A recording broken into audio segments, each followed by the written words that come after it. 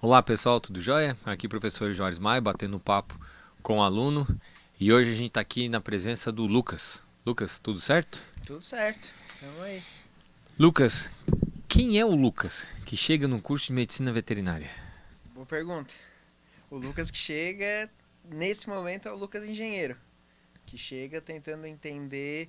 Engenheiro o quê? Eu sou engenheiro de telecomunicações. Tá, me explica isso. Minha formação em engenheiro de telecomunicações é um ramo da engenharia elétrica. Tá. Se tu for lá no CREA, né, que é o Conselho Regional de Engenharia e Agronomia, na verdade eu sou engenheiro eletricista com ênfase em telecomunicações. Tá, e o que é essa parte de telecomunicações que... Quem tá vendo a gente lá do outro lado, Aham. tá recebendo as informações via internet. Certo. É o meio de comunicação, correto? Então é preparado para trabalhar tanto com a parte de internet, com a parte de rádio, televisão e telefonia, tudo isso. Tudo isso. Então uma Tudo coisa isso. muito mais tecnológica. Muito mais. Há quanto tempo tu és formado? Eu me formei em 2018. 2018. E tu és daqui de Tubarão? Eu sou de Laguna. Tu és de Laguna. Sou de Laguna. Mas te formaste aonde? Eu me formei no Instituto Federal, lá de Santa Catarina. lá. Florianópolis. Isso, só que eu fiquei no campus São José, né? Ah, que é tá. onde fica a engenharia de telecomunicações. Então Aí, Lucas Lagunense vai para Florianópolis, faz engenharia de telecomunicações. E com que tu lidavas lá, né? No curso? Com que tu trabalhava? Qual é a área? A área que eu lidava lá... É porque o nosso curso lá, ele era muito mais focado em software. Tá. Então... Era Software, a tecnologia são duas coisas. O físico, que é no caso o aparelho, Isso. que é o hardware.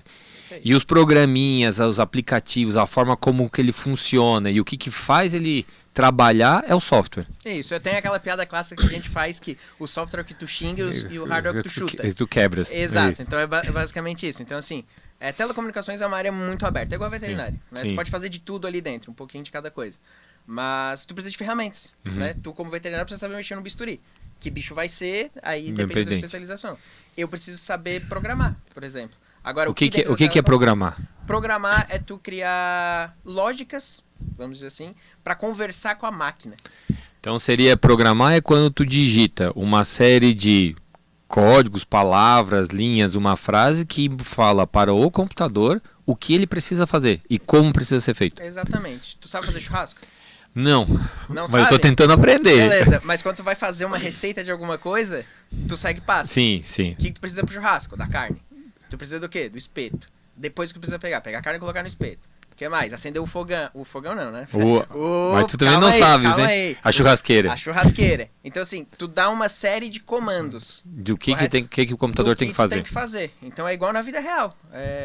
A gente tem que explicar pra ele exatamente o que a gente vai fazer. É, assim, eu gosto de fazer churrasco, mas eu não sei se eu sei fazer churrasco. Parece que nem eu sei agora.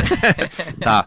Então, tu vem de uma faculdade que é de uma engenharia baseada em telecomunicações e que do que tu mais trabalhasse na faculdade é tentar explicar para o computador o passo a passo que ele precisa fazer para executar determinada função. Mais ou menos isso. Mais ou menos isso. Isso seria a minha ferramenta. Tá. É o meu martelo.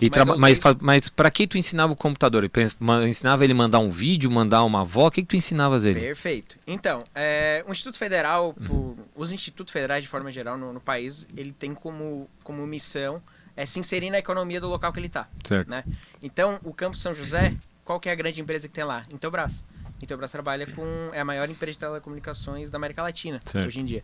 Então, basicamente, ela cria centrais de telefonia, ela cria alarmes, agora está entrando em painel solar, enfim, tem N coisas que eles fazem. Eles precisam de mão de obra, Certo. perfeito? Assim como vários outros que tem ali, a Dígito, que é onde eu já trabalhei também. Então, tu precisa ensinar a máquina, por exemplo, bem por cima, fazer uma ligação. Certo. Né? Quando tu liga no teu celular, liga pra mim, se tu ligar pra mim, vai tocar pra mim. Como que isso aconteceu? Tu ensinaste... Alguém programou o celular, que também programou os equipamentos da operadora, que fez todo esse roteamento pra tua chamada chegar no meu celular. Tá. Alguém tem que fazer isso. E como é que um cara desse da tecnologia acaba se inserindo na veterinária? Então, nem eu sei direito. Que Tá? bom.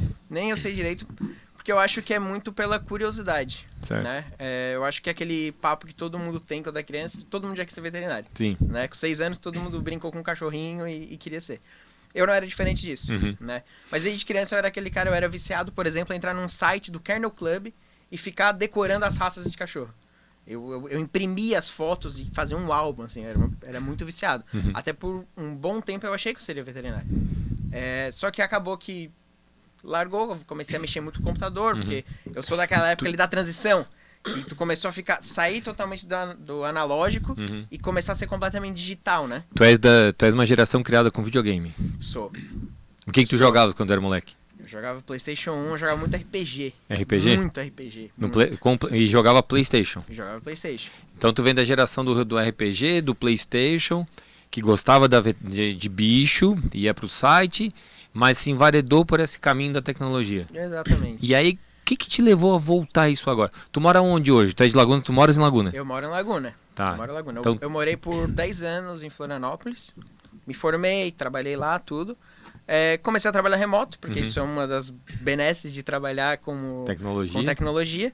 Então, eu trabalho pra fora e tal. E decidi morar num local mais calmo, mais tranquilo, que me dê uma boa qualidade de vida. E morar numa casa. Porque quando tu tá num centro urbano, é difícil ter uma casa, né? Tu mora num apartamento.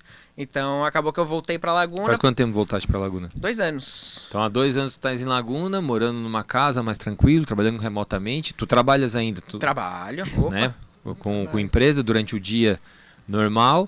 E aí resolveu, eu não tinha nada pra fazer à noite e vou queimar as minhas noites. Exatamente. E o pior, ainda trouxe a minha mulher pra ir junto. Tua mulher também faz veterinária? Também faz veterinária. E ela também é da tecnologia? Não, ela é dentista. Tua esposa ela é dentista? Cirurgiã dentista. Tua esposa é cirurgiã dentista formada.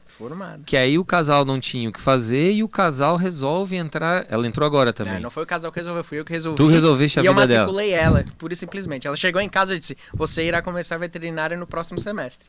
Foi isso que aconteceu. Cá estamos. Tá aí. E como é que é? Então, como é que é essa mudança? Mas ela é como cirurgiã, mas ela gosta de veterinário ou foi uma conversa de você? Né? Ela nasceu no meio de protetor, né? Dos protetores de animais. A mãe dela fundou a... Então a veterinária sempre fez parte das conversas? Sempre fez. Eu sempre fui muito aficionado em bicho mesmo, né? Então, só não entendia como ele funcionava. Certo. Né? Como um bom engenheiro, eu tenho curiosidade de saber como as coisas funcionam. Então, um casal... Ela é da onde? É de Laguna também? Ela também é de Laguna. Então, um casal de Laguna que está com a vida mais ou menos estabilizada, porque a esposa é dentista, marido engenheiro, trabalhando remotamente, ela tem consultório? Ela trabalha no consultório. Aí resolvem fazer faculdade e entram num curso noturno na Univinte aqui em Capivari de Baixo. Perfeito. Outra cidade, um segundo turno de vida, de profissão. Me conta, como é que foi essa mudança? Ótima. Eu acho que é sempre muito legal quando tu tenta procurar outras perspectivas além da tua própria. Né? Tu acaba conhecendo pessoas diferentes e até mesmo na tua área, né? Eu sou engenheiro, mas só de estar na veterinária há pouco tempo eu já tive contato com tanta coisa que eu sei que eu posso fazer e levar pra frente, né? Não necessariamente ser um veterinário, aquele clássico de cirurgia e tal, mas putz, é um mundo gigante, né? Que eu começando a ver que dá pra explorar. Tá. Muito. Antes de a gente chegar nessa parte de explorar, me conta, como é que é a cabeça do engenheiro que segue passos, que tem conexões, que tem uma estrutura que se conecta com a outra? Como é que tu enxergas hoje um organismo, um corpo de um animal? Uma máquina completa. A gente só tá tentando imitar alguma coisa que por milênios de evolução e seleção... Tu consegue ver similaridade em processos? Claro, um estômago ele não vai agir como numa máquina. Mas tu consegue ver a similaridade de processos, por exemplo, de uma célula em relação a um aparelho? Vários. Ó, por exemplo, quando tu tem teu celular, tu fala no teu celular, certo. Ele traduz aquela tua voz num sinal. Sim. Né? Então o que aconteceu? Veio uma onda mecânica da tua voz, que caiu num transdutor aqui, que gerou uma onda elétrica que foi traduzida em digital, foi enviada para a rede e chegou para mim. Assim certo? Como que a gente fala no microfone está chegando nas pessoas agora. Exatamente. Quando eu encosto na tua pele, tu sente alguma coisa. Sim. Quem que te disse que sentiu? O que aconteceu? É a mesma coisa, o impulso. Assim como quando eu estou escutando, esse impulso chega no meu tímpano, que é traduzido através do impulso nervoso, que vai para um dos pares nervo-craniano até o cérebro e ele é traduzido. Perfeito. Então, a mecânica é similar. É similar. Por exemplo, um cachorro, não sei se o cachorro, né? Ainda não tenho tanta experiência na veterinária. Mas cada bicho vai escutar uma certa faixa de frequência no ouvido, né? Tu escuta lá, acho que é 20 kHz o ser humano. A telefonia foi feita em 20 kHz porque a gente sabia que o aparelho auditivo do ser humano passava por uma certa frequência. Sim. Então ele tinha que ser desenvolvido naquilo ali, que é basicamente o que tu faz para gerar tudo, né? Então tu consegue enxergar uma grande similaridade entre máquinas, aparelhos e o aparelho animal, o aparelho corpo. Bastante. E para tua esposa é um pouco mais fácil a veterinária, tu achas? Bastante, de longe. Já essa semana passada, 2 semanas atrás, ela fez um curso lá com a professora Cibele. Já tava metendo bisturi no bicho lá. Pela similaridade e aproximação. Claro. E como é que tu enxerga hoje assim? A gente tem, tu tá no começo, né? Tu és o primeiro semestre fazendo, algumas disciplinas bem básicas. E como é que tu vê assim o Lucas sendo despertado pela veterinária nesse tempo? Em que sentido? O que mais se desperta na veterinária? O que tu vês assim que, pô, isso aqui é extremamente interessante e diferente? Ah, perfeito. É exatamente o que a gente estava conversando até agora. Como a máquina biológica trabalha. É muito analítico, é muito lógico o que acontece. Então, tu enxergar que isso aconteceu de forma natural é muito divertido. Às vezes a gente tem aluno que vem por uma espécie. Eu sou fã de cachorro, eu sou fã de cavalo. Tu vieste fã do processo. Do processo. Eu vim fã do processo. Eu sempre fui uma pessoa que consumiu, mesmo fazendo engenharia, eu sempre consumi muito material de biologia. Certo. Então eu sempre escutei muito sobre evolução, sempre li muito sobre evolução. Então eu sempre gostei disso. Tanto que quando eu fazia ensino médio, eu não era bom em matemática e física. Eu era bom em biologia. Biologia era a minha matéria preferida. Então, acaba que é isso que me desperta, né? Tá. Então, como é que um nerd, eu posso chamar de nerd porque eu também sou, pode. Eu adoro isso, não tem problema nenhum, tenho um filho também que é nerd, mas como é que uma pessoa que envolve a tecnologia, como é que tu enxerga hoje as opções do aluno ter acesso à informação e como é que o aluno usa essas ferramentas? Vou te dar um exemplo. No meu tempo, a gente era do tempo do livro, do Xerox. Hoje o aluno tem chat GPT se ele quiser usar. Como é que tu vê essa mudança, essa revolução e como é que tu vê o aluno tendo acesso a isso? Ele sabe ter esse acesso? Dúbia. Eu vejo como dúbia. Porque tu ter acesso à informação não significa que tu ter acesso a conhecimento. Sim. Né? Então, tu tem todas as ferramentas possíveis e imagináveis para te adquirir informação. Sim. Mas criar o que eu diria ali, o caminho entre essas informações para te conectar e ele gerar um conhecimento que eu vejo ser mais difícil do que antes. Né? Porque é muita coisa, é muita dispersão. Não sabe o que filtrar. Exatamente. Mas tu acha que assim que os alunos hoje, pelo que tu vê dos teus colegas, assim, eles sabem realmente utilizar? Vou te dar um exemplo, o YouTube. Eu acho o YouTube uma ferramenta fantástica. Eu não preciso hoje ler um artigo se eu ouvir o pesquisador lá nos Estados Unidos ou na China dando a palestra. Porque ele vai falar exatamente do meu tema. Então, ao invés de eu só ler o artigo, eu vou lá e escuto a pessoa falando. Com milhões de podcasts que a gente tem ao redor do mundo, com entrevistas, eu consigo ver exatamente a pessoa que deu origem àquela ideia. Tu acha que o aluno consegue usar isso?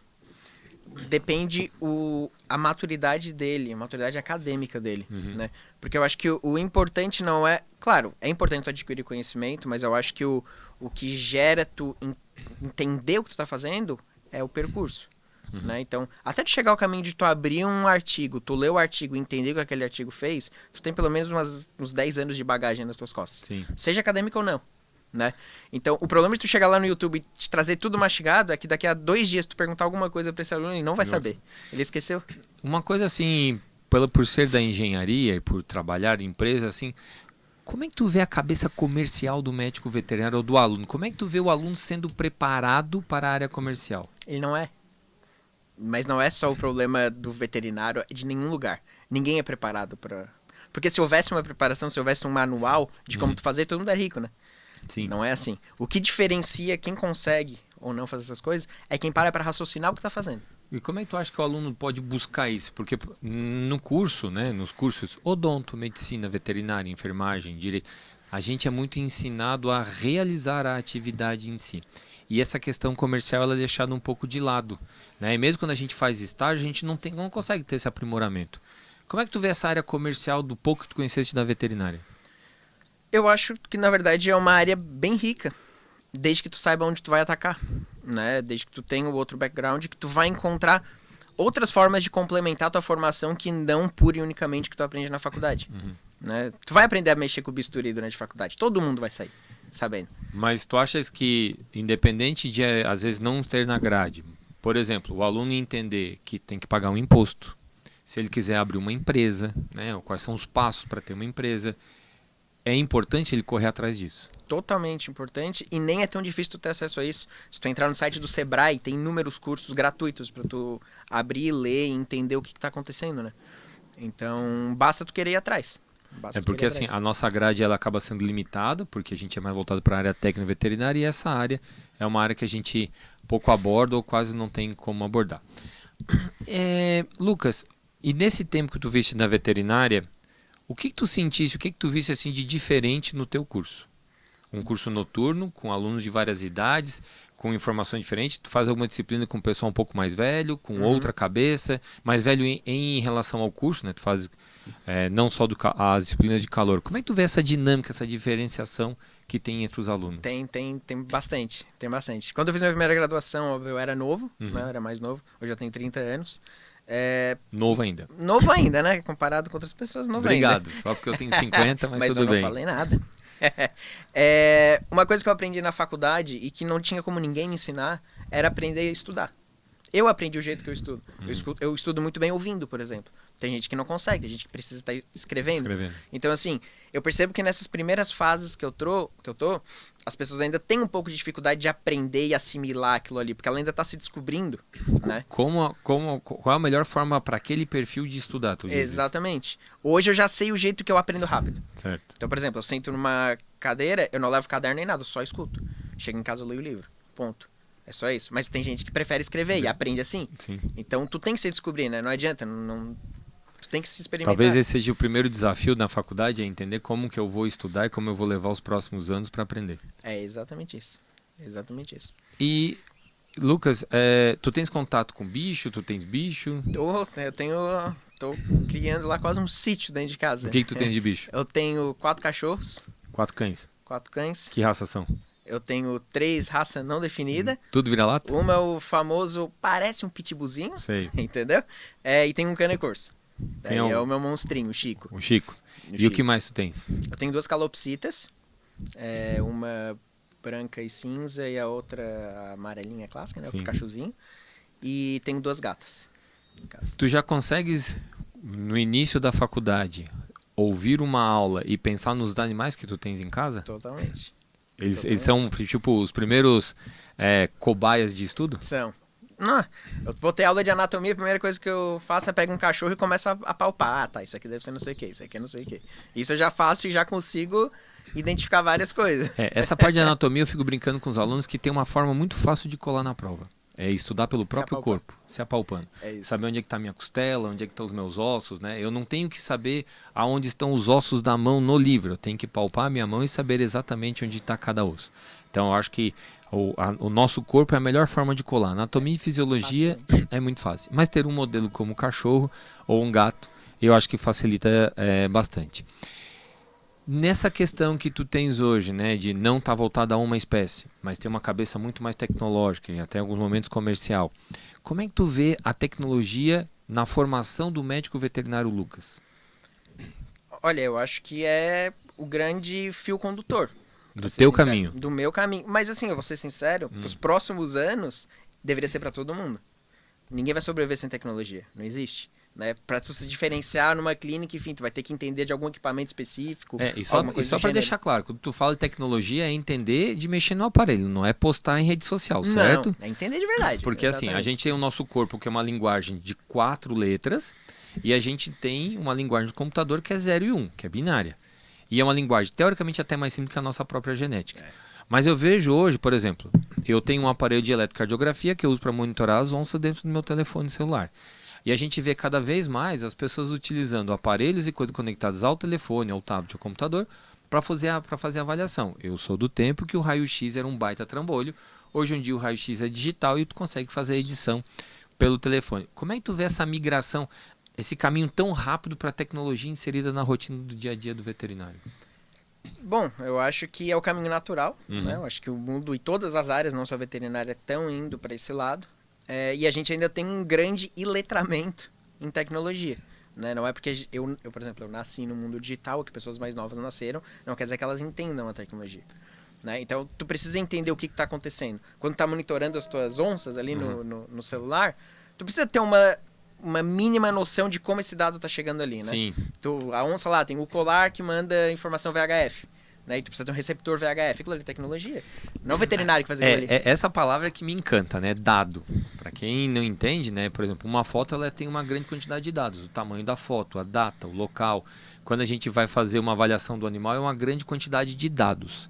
E eu que gosto de epidemiologia, já que eu sou professor da área, a gente vê no dia a dia a saúde dos animais relacionada a uma grande quantidade de dados. E uma grande quantidade de dados determina a necessidade de um programa, né? Como é o caso, por exemplo, do Python, tem programa R e outros assim, que ajuda a compreender e a fazer uma avaliação matemática. E a gente vê cada vez mais os alunos correndo dessa área. Quando a gente traz para trabalhar com programação, com análise de dados, o povo foge. E essa é uma área que tu nada de braçada. Fácil. Como é que tu vê essa área de avaliação de dados para quem não entende? Cada vez que a gente tem o nosso telefone conectado ao Gmail, ao Google, ele analisa por onde eu passei, quantas vezes o que eu falei em volta. Então ele analisa esses dados e ele me dá um resultado. Esse resultado muitas vezes é interpretado no que eu falei tênis e começa a aparecer propaganda de tênis. Que eu falei fome e começa a fazer propaganda de comida.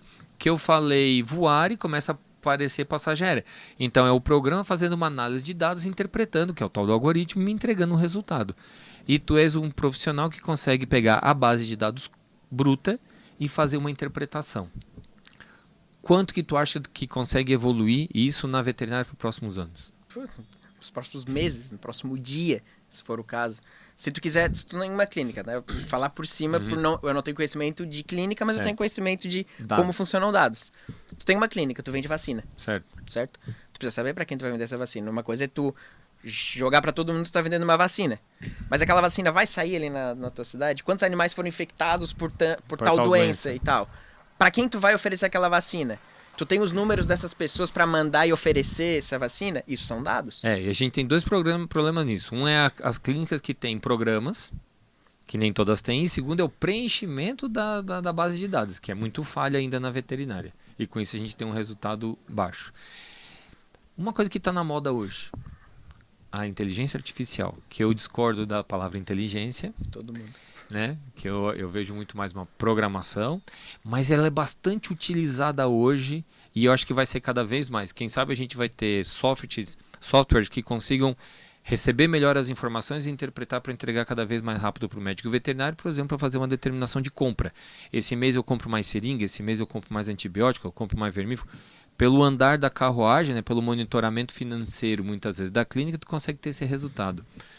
Como é que tu enxerga hoje essa questão da inteligência artificial em relação à veterinária? Como que ela... Eu sei que ela vai a passos largos, mas como é que tu vê isso sendo uma pessoa de tecnologia e a IA entrando hoje nas nossas vidas veterinárias? Eu vejo que se não se cuidar é substituído. E eu vejo isso para tudo, né? Então vamos supor, tu fez um raio-x de um animal. Tu vai olhar aquilo, tu vai dar um laudo. Hoje tu já tem capacidade de máquina para mandar um algoritmo olhar aquilo para ti, pegar a experiência de 1000 veterinários que trabalham há 50 anos na área e te dar um laudo muito mais especializado do que o teu próprio. Como é que tu vai lidar com isso? Então, é que as pessoas acham que a IA ela pode nos substituir, mas eu acho que ainda tem uma coisa que o computador não consegue ver, que é o bicho. Palpar o animal, a nossa avaliação bruta. Então, quanto melhor for o veterinário, mais a inteligência artificial me auxilia. Isso. Quanto pior for o veterinário, mais a inteligência artificial me substitui. Qualquer área é isso. É isso que eu quero dizer. As pessoas elas não são letradas em tecnologia. Sim. Tu precisa saber que é o seguinte, tu não vai extirpar ela mais, ela já está aqui, ela já é uma realidade. Sim. Tu tem que aprender a conviver com ela. E a teu favor, é o que eu digo, eu uso todos os dias o ChatGPT. O ChatGPT pode substituir o trabalho de muita gente que faz coisas manuais. Mas para mim, que tem o conhecimento do que eu quero fazer e eu converso diariamente com o GPT, ele só acelera meu trabalho, que ele não faria sozinho. Eu vou te falar aqui, o que eu faço? Às vezes eu vou mandar um tema pro aluno, eu jogo no ChatGPT, porque quando eu entrego para eles, já entrego, o ChatGPT já vai criar isso aqui, tá? Não vai mudar muito disso. Então, para eles nem terem um trabalho de tentar. Não, eles vão tentar. Eu conheço a galera. Eles vão procurar outras inteligências artificiais. Mas eu acho que assim, por mais que tenha um compilado de dados, a gente ainda tem uma coisa que é ler o livro e ter uma interpretação baseada na minha experiência prévia. A internet, o computador, soma tudo e tira uma média ponderada do conhecimento geral, sem levar em consideração, muitas vezes, uma experiência prévia do computador, porque o computador não tem experiência. Ele analisa a experiência de vários. E isso eu acho que acaba gerando muito uma média, né, diferente da gente que tem, digamos, uma média ponderada, né, levando em consideração as nossas características. Como é que tu enxerga o Lucas no futuro, levando em consideração a tecnologia, um longo caminho aí de uma faculdade de veterinária? Como é que tu enxerga o Lucas no futuro? Me enxergo como bioengenheiro. Bioengenheiro? Assim. Me vejo como aplicando tecnologia na área de veterinária. Eu acho desenvolvendo produto, desenvolvendo seja lá o que for, mas em prol, obviamente, dos animais e da própria área, mas ainda mantendo a minha essência de engenheiro. Eu vejo hoje como, por exemplo, eu posso fazer um teste de vacina tudo no computador. Eu posso fazer uma célula no computador e fazer vários testes, né, as modelagens, antes mesmo de fazer a aplicação. Então, eu acho que isso aí elimina a utilização de uma série de tecidos ou mesmo animais e encurta espaço e tempo, fazendo com que medicamentos sejam desenvolvidos ou tecnologias novas sejam desenvolvidas muito mais rápido. Não tem sido fácil, né, associar essa vida paralela, trabalhando com tecnologia de dia e faculdade à noite. Mas se tiver uma pessoa em dúvida hoje, independente da área, o que tu falas de o quão vale a pena conhecer e arriscar a medicina veterinária? Eu acho que é mais uma área que tem muito a crescer, apesar de a gente achar que está sempre saturado. Mas, de novo, se tu tem outros diferenciais, uma multidisciplinaridade, tu consegue achar outras áreas dentro da própria veterinária e se destacar de alguma forma, né? Eu acho que se tu entra na veterinária pensando em fazer o mesmo que todo mundo faz, tu até pode conseguir e se dar bem. Mas o teu diferencial vai estar quando tu consegue botar a cabeça para fora da área e trazer outras informações para dentro da veterinária. E assim tu conseguir gerar correlações e de fato gerar um valor, né? Algo diferente ali. Pelo menos essa é a minha visão. Beleza. Lucas, primeiro, muito obrigado pelo bate-papo, pela conversa. Acho que é sempre importante a gente ter visões diferentes na veterinária e uma visão tecnológica é uma visão que me agrada muito, eu gosto desse assunto e é muito bacana ouvir o teu ponto de vista da veterinária hoje em dia. Isso aí, show. Eu que agradeço e sempre que precisar, tamo aí. Obrigado.